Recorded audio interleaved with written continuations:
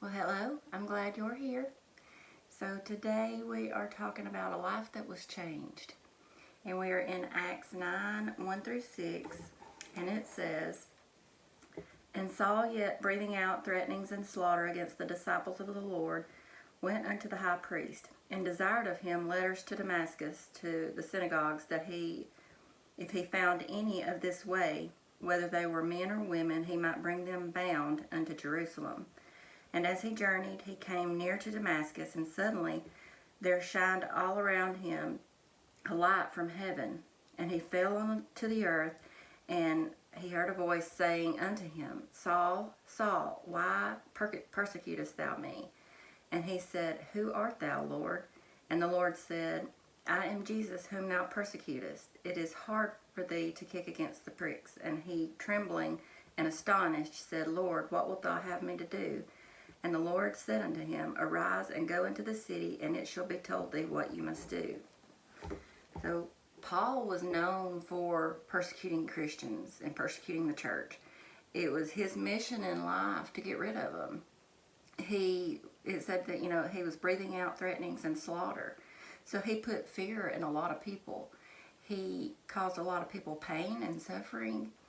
People feared him. But God completely turned Paul's life around.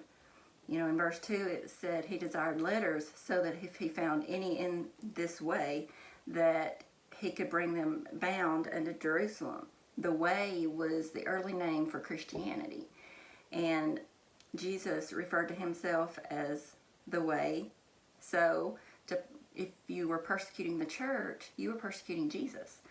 And so that's why in verses 4 and 5, he had asked Paul, Why persecutest thou me? And so, after God had changed Paul's life, he went on to preach the gospel and spread the good news, plant churches. Everything he did was to bring honor and glory to God.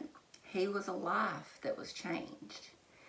And a lot of times we may see some people as maybe they're a lost cause, or maybe there's no hope, or we just don't see them as ever amounting to anything because of the way that they live their lives. But when you look at the life of Paul, we see that God changes a life.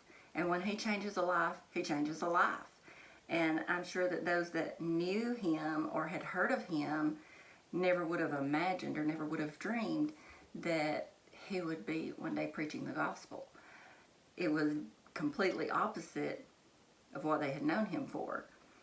So when we see what God can do in changing a life, then when we see someone that, people think is a lost cause, or, oh, there's no hope for that one, then, we realize that with God, there's always hope. There's always an opportunity for their lives to be changed, because God can do anything. When we come to know Christ and we develop that relationship with him, our lives are forever changed. And our lives are changed because someone took the time to share with us how God had changed their life. Our lives were changed because someone took the time. Someone took the time and planted the seed. Someone watered it. Someone nurtured it and invested time in you. Our lives were changed because someone prayed for us.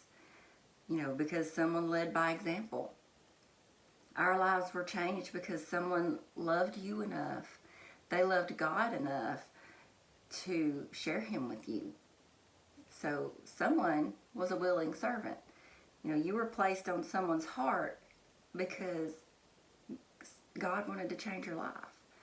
And he wanted to come into your life. So you were placed on someone's heart so that God can completely change your life. So with God, there are no lost causes. All are important to him. All are loved by him.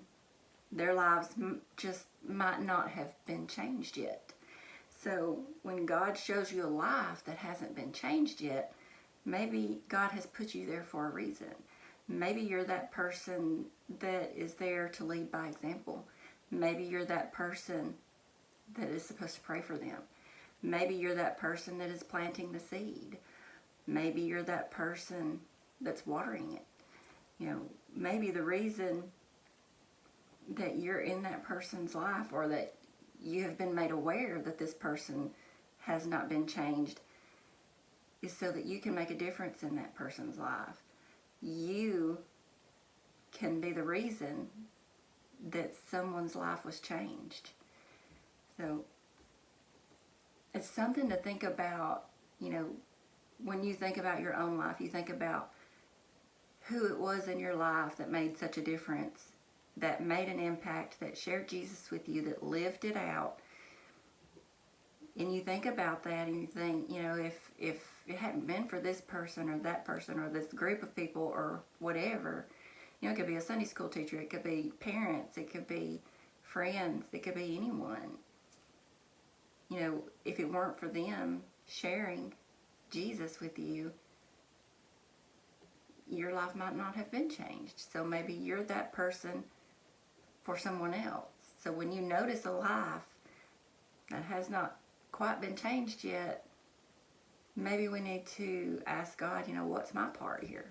What is it you would have me to do? And allow God to just work through you. So I hope that you have a great week, and I will see you next time. Thanks, guys.